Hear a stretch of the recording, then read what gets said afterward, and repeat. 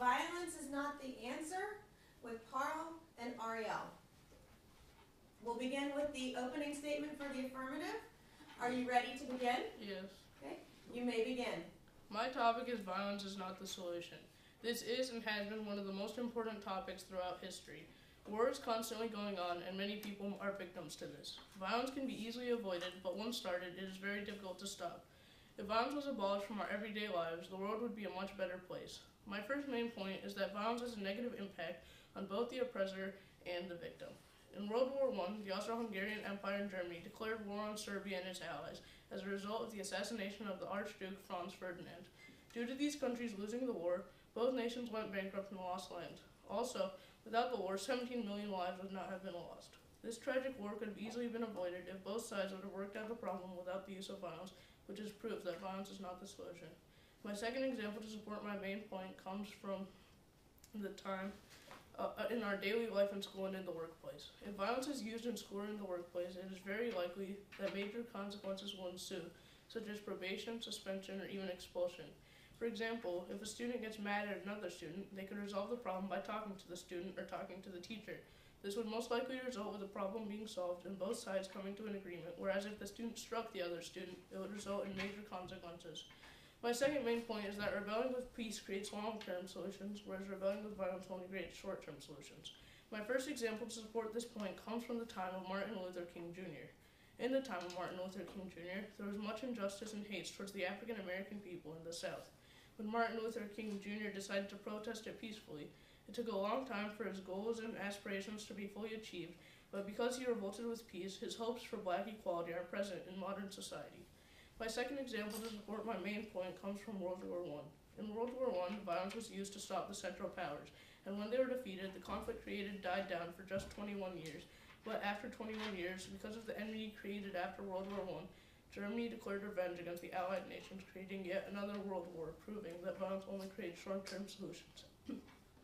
After reviewing the points mentioned above, I have concluded that history in modern society proves that peace is a much better and much more effective solution than violence. With war, society cannot progress. If we are constantly fighting each other, then how will we ever collaborate and put together the greatest minds on earth to find the solutions to the important problems like global warming and poverty? As Nelson Mandela once said, no one is born hating another person because of the color of his skin or his background or his religion. People must learn to hate, and if they can learn to hate, they can be taught to love. For love comes more naturally to the human heart than its opposite. We are to survive the challenges our planet faces us with daily. We must learn to live by this quote and work together rather than fight amongst ourselves. I'm now ready for cross-examination.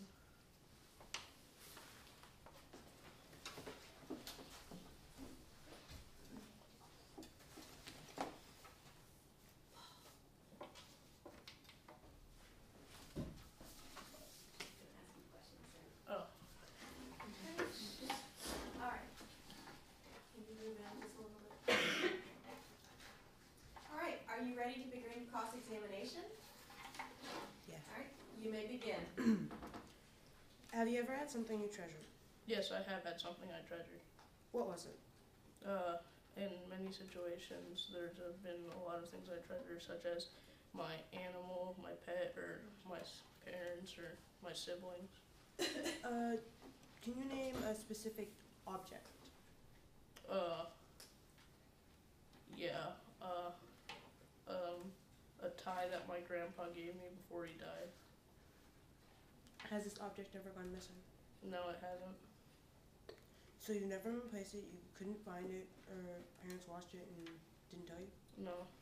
Okay, well then let's say this tie did go missing. Okay. How would you feel? I would feel pretty depressed about it. Can you describe this feeling in more detail? Yeah, it would make me really sad, and I'd have a lot of anguish because it was the last thing my grandpa gave to me before he died. Okay. Now imagine a sibling has taken it from you, and they don't want to give it back. Your parents won't help you. What do you want to do now? I would try to negotiate with them to give it back to me, and if they wouldn't give it back to me, I'd take something that they cherish. Well, let's say you tried reasoning and it didn't work, and you don't really want to take something because you don't think that'd be the answer. What would you want to do? Well, I would take something because I do think that would be the answer. Okay, so you'd want to convince them that that they should give it back to you. You'd want to make them give it back to you, right? Yeah. So that's imposing your will on others, and in the words of the philosopher A.L. Herman, imposing your will on others is violence. This means that you agree, even for a second, to sometimes violence in all situations. The definition of violence is behavior involving physical force intended to hurt, damage, or kill someone or something. By taking my sister's object, I'm not intending to hurt her or damage her in any way. Time. All right. Next, we will have the opening statement for the negative side. Are you ready to begin your opening statement? Yes. You may begin. My topic is violence is not the answer. In the words of President John F. Kennedy, it is an unfortunate fact that we must secure peace only by preparing for war. In this, he is saying that factually, violence is a viable way to peace. My statement is violence is the answer, and here are some reasons why. Number one, violence is necessary to fix difficult situations. During wars or times of tumult and anarchy, violence is the only effective option given to the leadership. In the animal farm, the animals are constantly at war with this animal that continually wreaks havoc on the farm. This animal was allegedly Snowball, and Napoleon used violence to make the point that being allied with that terrorist was wrong. Or take the Vikings. They raided and pillaged people because they needed things. Because of where they lived, they ran out of things they needed for life, and other people had them. They're always painted as the villains, but instead were the victims. It's not wrong to have needs and take care of your people. To the conquistadors, violence was a way to gain dominions over the native people. They did not speak the same languages or write the same way. Things were shown through actions. It is not wrong for countries to explore and desire more land. For example, Spain gained natural resources, money, and land from these conquests. Fighting was their answer to this problem. Number two, violence is used to protect, be it people, a country, or even machines. In World War I, the U.S. entered the war to protect its people. They used violence to stop any more incidents like the sinking of the Lusitania to happen and kill more American citizens. Their only choice was to stop the trouble at its root. The factory owners during the Industrial Revolution had the same thought. The way to put down the revolts and riots was to harm the rioters. Violence was the only way to get the point across. People generally don't listen to words intended to placate their anger when angry. In a study taken in 2008 by the Mental Health Organization, 1 in 5 people said they had ended up destroying friendships or romantic relationships because of how they acted out of anger. Based on that, violence was obviously the only way the Luddites and the other angry workers would listen. Clearly, violence has many uses, and there are many situations in which violence is the only or best answer. These are just a few examples of when violence was chosen. President and former Commander Ulysses S. Grant has said, "I have never advocated war as a means of peace. Violence can ultimately bring around peace in that it can solve problems. Violence," my father, Rasheed Curtis, had said, "So you're saying we should all hold hands and sing songs? No way. Violence can be a good solution." As you see, they both agree on one point. Violence solves things. Violence is necessary. Violence is the right choice. I now stand ready for cross-examination.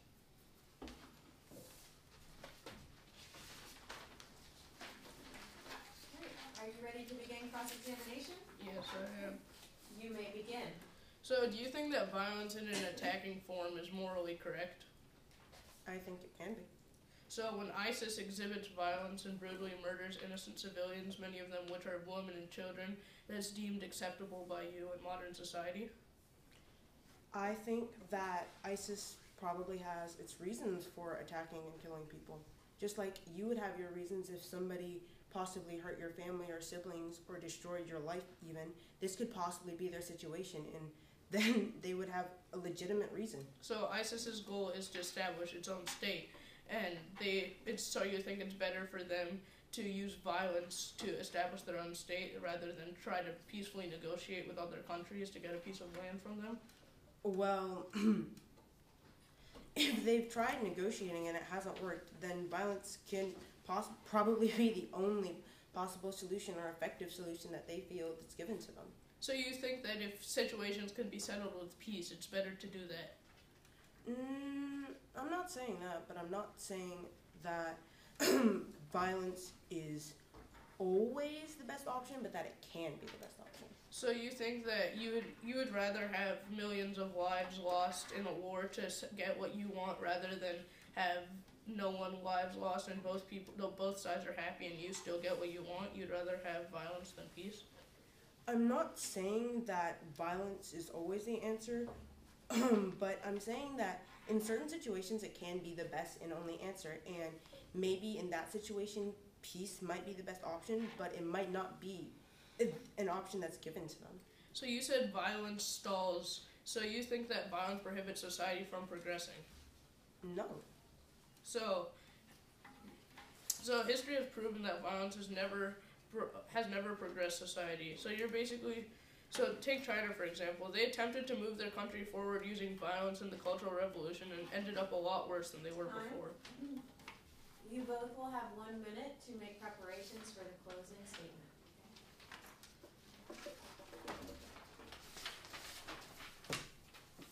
Your time begins now.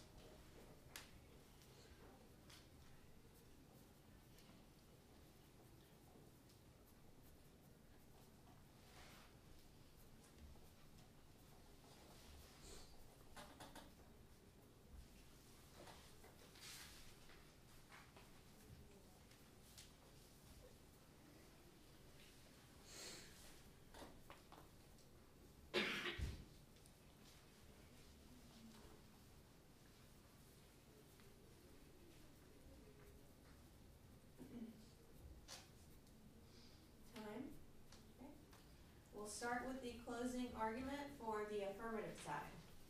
Okay. Are you ready to begin? Yes. You may begin. Violence brings harm and hurt to many communities globally, but peace never hurt anyone. Through violence, there is enmity, hate, and a need for revenge, but with peace, both sides are content and feasible with the solution. Peace creates bonds, whereas war breaks bonds. If every dispute was settled with peace, our world would be a much better place, and we would have higher hopes for the future of humankind. My opponent's weakness in this debate was she considered violence and self-defense the same thing. Violence exhibited towards you, and there are no peaceful options available, and you have to exhibit violence towards the oppressor. That is not the same thing as violence. That is self-defense. So in this debate, I argued that both violence hurts the oppressor and the victim. I also argued that rebelling with peace creates long-term solutions, whereas rebelling with violence creates short-term solutions. I have backed up both of these points with relevant examples, and through these points and examples, I think that you should conclude that violence is not the solution. Thank you. All right. And now the closing statement for the negative side. All right. You may begin. I have said many things today. I have said violence is used for protection, violence is used for self-defense, and that violence is necessary. These are all true. So you see, violence can be the answer. When my opponent argued that in World War I the assassination of Franz Ferdinand was wrong, he left out the fact that Serbia had tried negotiating and it hadn't worked. Violence was the only option left. I say that violence can be the answer. My opponent says that violence is never the answer, and Senior Officer George S. Patton says it's better to fight for something than live for nothing, meaning that sometimes violence can be the best option. Thank you.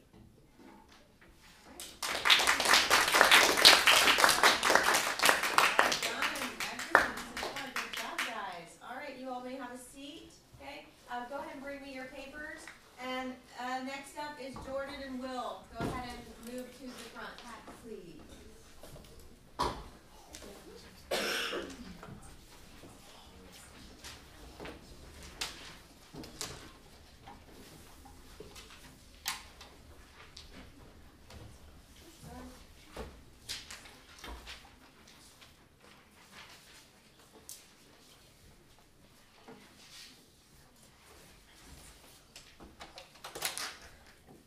Are you at a break or no? Yes. Okay. Kathleen.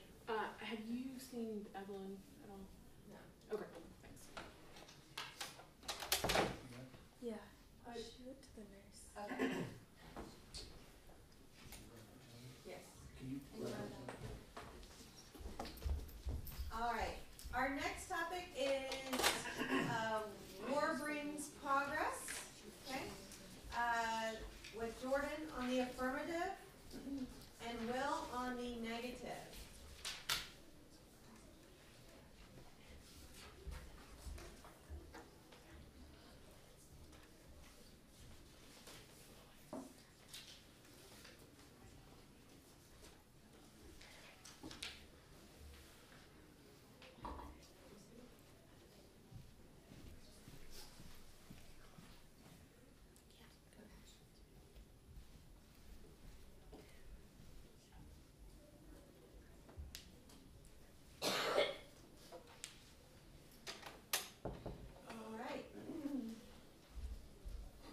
you ready to begin your opening statement? Yes. Okay. You may begin now. My position is that war can bring progress by bringing your industry forward. An example of this would be during World War I in Animal Farm by George Orwell. War can also remove oppressive groups of power. This can be shown during the Russian Revolution and the French Revolution. Wars can help make progress by removing oppressive groups of power. In the Russian Revolution, people of Russia were free of monarchism, the kings, queens, and emperors of ruling after the Tsar family was assassinated, along with their dog, butler, and other people that worked for them as a way to be 100% sure that there wouldn't be a single trace of monarchism left in Russia. The Russian citizens were angry because Tsar Nicholas II was ruining their jobs, their lives, and they were starving to death. A second example of removing oppressive groups of power would be in the French Revolution, which took place from 1787 to 1799. 97% of the people in France were practically starving to death, while the other 3% of the French population had everything they wanted. This huge gap created hostility between these groups. All of this hatred towards the 3% of people was put into a rebellion. The rebellion was started by the people at the bottom of society. At the end of this rebellion, Louis XVI, along with Marie Antoinette, were executed, which ended starvation, which soon Napoleon Bonaparte took over as an emperor, an effective leader, and a military genius. War can advance your industry forward in George Orwell's novel, Animal Farm. Mr. Jones, the previous farmer of the farm, was also oppressive because he would beat his animals and come home drunk. Him, the other farmers from other farms, and the animals on Jones' farms all went to battle. After the horrible loss of Mr. Jones and the other farmers, the animals escaped from his evil hold. This was the first step from going into Mr. Jones' control to their own control. Another example of how war can move your industry forward is in World War I. The weapons and other technology were advancing from what they were at before. Weapons such as machine guns, tanks were improved after the war. Other technologies such as the airplane, which was used in World War I only 10 years after its creation, was improved over the years as well. Machine guns were improved because they became lighter, shot more bullets in less amount of time, and became more mobile. Tanks were advancing because there are now better firepower, faster speed, and better material to maneuver with more control. Airplanes were upgraded because metal was used instead of wood and cloth, better aiming, and improved landing gear. In conclusion, war can bring progress by moving your industry forward and removing oppressive groups of power. Dwight Eisenhower said that we will have peace even if we have to fight for it, which also supports my side that war can bring progress. Thank you. I now stand ready for cross-examination.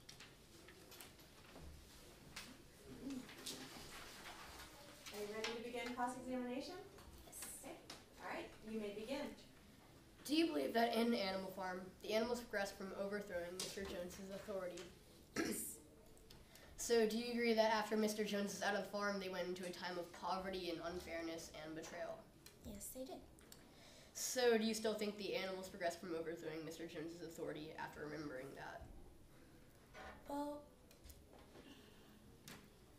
the animals in Mr. Jones' control, they wouldn't be beaten, and they wouldn't have a leader, that would they wouldn't be beaten anymore, but I can see your point where Napoleon, he would cause starvation and he would kill some of the animals. So you're saying they didn't progress from it? Not really. Alright, so do you understand that once they started fighting, the relationship between the animals and Mr. Jones was defined by war? Can you explain that? The definition of a war is a state of armed conflict between different nations, states, or different groups within a nation or state. Do you understand? Yes. Can you repeat the question? Do you understand that once they started fighting, the relationship between the animals and Mr. Jones was defined by a war? Yes. So, are you admitting that this war did not bring progress to anyone? Well, it brought progress because it benefited the animals, because it benefited them a little bit, because while some of the animals didn't have all of the benefit, some of the animals did. So, for example, like the pigs, they had the benefit, but the other animals, like the horses and the sheep, did not have much benefit, although they had a little bit. So, what benefit did the pigs have? The pigs had more food. Time. We'll now hear the opening statement for the negative side. All right, are you ready to begin? Yes. Okay, you may begin. The topic I am using for this debate will be war brings progress, meaning that we gain from war. In this statement, I will include examples from World War I, Animal Farm by George Orwell, and one of the events currently happening. I very strongly go against the statement, war brings progress, because of the mass destruction it has always brought, not only nations as individuals, but corruption on a global scale. I do not support my statement, meaning that I am debating that war does not bring progress, and we don't gain from it. I believe this because war always starts with two powerful people having different opinions about things. My first main point is that eventually all weapons are destroyed and come to an end. An example of this is that in the Germans, who in World War I made Zeppelins, these Zeppelins were later destroyed in the end of World War I due to the Treaty of Versailles. Chemical warfare was internationally banned after World War I too. This was banned because it killed not only humans but the environment as well. And a third example is something that Martin Luther King Jr. said, which was, "Darkness cannot drive out darkness, only light can do that. Hate cannot drive out hate, only love can do that." What this means is that being violent to people who are violent to you is not the answer. It goes into my topic because war is a relationship of two groups, states, or nations fighting. MLK is saying that this is not the answer, meaning we will not progress from it, and the answer to war is peace. War does not determine who's right, but only who's left, is my second main point. By this I mean we can't determine who's right, but how many guns they have. In World War I, if Germany would have to win the war, it wouldn't mean that they were right, it would only mean that they were the only ones left. This could also apply to the historical events, like if terrorists were to take over the world, they wouldn't be right, they would only have a stronger army and have control of everyone. In the end of the book Animal Farm, the pigs were the only animals left alive, so no one could speak their opinion against them. This is also the case at the beginning of the book, when they were under the rule of Mr. Jones, because they were stronger than they were. In the end of the war, yes, there is a winner and a loser, but they still both lost good people in every war. Overall, man would be better off working together to bring progress and technology than they would be fighting or destroying not only our own species, but also our planet. My 2 points describe how worthless war is. Think about how pointless mustard gas is now that it's internationally banned. Also how war doesn't determine who's right, but only who has a stronger army. 39.4% of people who fought in World War I died or were wounded. That is a total of 22 million people. And yeah, I now stand ready for cross-examination. Are you ready to begin cross-examination? You may begin. Do you think that war could tie to the fact that people have freedom? Excuse me? Do you think that war could tie to the fact that people have freedom? Yes. So you're saying that war can advance human freedom? I do. So based on what you just said, freedom can possibly be a result of wars. Freedom cannot, yeah. Moving on. Do you think that the soldiers sent to war to fight for their country make progress by keeping their country safe? Yes. So you're saying that war can help that country make progress, correct? Not exactly. You see, when I think of war brings progress, I'm thinking of both countries. Now, never both countries really progress from it, because there's always an equal and opposite reaction with what they do. Because of all the people who die in a war, yes, they do gain, but is it really worth all those people dying? Do you agree that a country has to be safe to make progress? Yes. So you think that countries should have offensive and defensive sides to make progress, correct? No. If there wasn't war, we wouldn't need defensive or offensive sides. Although you just said before that a country has to be safe to make progress.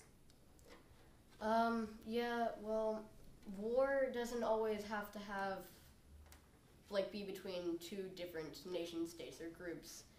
But, by safe, I mean in a financially safe spot, like, say, a tribe in Africa